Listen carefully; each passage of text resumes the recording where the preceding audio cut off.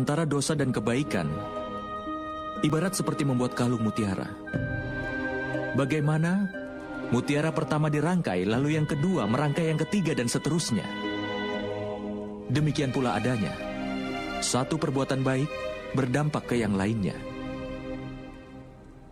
Dan satu dosa pun berdampak ke yang lainnya.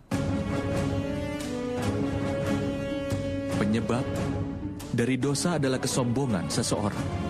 Seseorang dapat menghindari dirinya dari perbuatan dosa hanya saat dia melihat hukumannya. Tapi kadangkala, dia dibutakan kesombongannya. Kebiasaan untuk berbuat zalim dan jahat akan membuatnya semakin sering melakukan itu. Tindakan membahayakan dan perbuatan tidak adil masih bisa ditoleransi. Itu juga termasuk kejahatan yang masih bisa diampuni dalam lingkungan masyarakat itu. Itu hukuman yang dapat langsung diputuskan oleh mereka. Masyarakat itu yang memutuskan hukumannya. Tetapi dalam tatanan masyarakat ini, hukuman atas sebuah kesalahan diputuskan oleh orang yang paling kuat.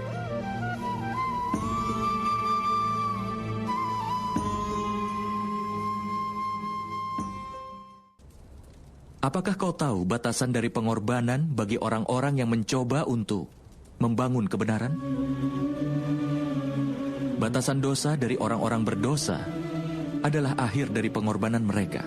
Dengan kata lain, sampai orang-orang berdosa dan dosa-dosa mereka diampuni, pengorbanan harus dilakukan oleh orang-orang yang membela kebenaran. Itu tidak dapat dipungkiri, kan teman?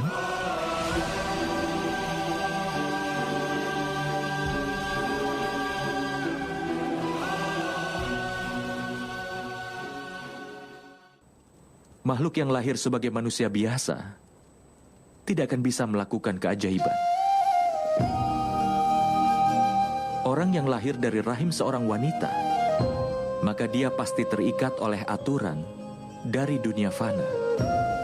Kelahiran, usia, tua, penyakit, kematian tidak akan pernah bisa dia lepaskan. Tapi keajaiban memang terjadi, Paman. Itu memang benar, Satanika.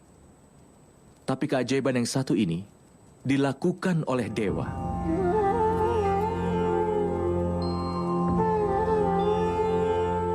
Ketika orang dengan segenap ketulusan jiwa dan raganya mau menghapus kejahatan dan membangun tatanan hidup yang baik dan benar,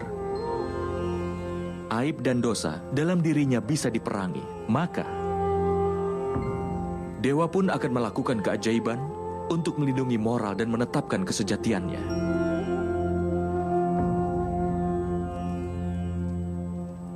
Ketika seseorang berserah dan membuang keegoisannya dan segala dosanya, dan dia pun sudah siap untuk mengorbankan segala miliknya, maka seluruh makhluk ciptaan akan diberkahi dengan mukjizat. Dan pengorbanan yang seperti itu telah dilakukan ibuku Dewaki. Dan keajaiban pun terjadi di penjara itu, nak. Ini adalah keseimbangan penciptaan. Tapi dewa hanya melakukan mukjizat ketika ada manusia yang melawan hukum alam, namun kesejatian yang sebenarnya ada di dalam hati. Sehingga manusia jangan pernah menyerah untuk berjuang. Setiap kali seseorang berjuang untuk menghindari dosa, bahkan dalam bentuk perjuangan yang sekecil apapun, maka dewa akan melakukan mukjizat untuk melindunginya. Artinya, kalau kalian ingin mencari bantuan dari alam semesta ini dan juga dari para dewa, maka pertama-tama berserahlah dan jauhilah keegoisan dari segala dosa. Belajar tetap tegar di segala keadaan. Tapi ada satu kebenaran. Manusia seringkali lupa bahwa setiap partikel dari ciptaan merupakan bagian yang Maha Kuasa sendiri. Itulah sebabnya mereka selalu saja tetap terhubung. Seperti cara bunga menyebarkan aromanya di seluruh ruangan.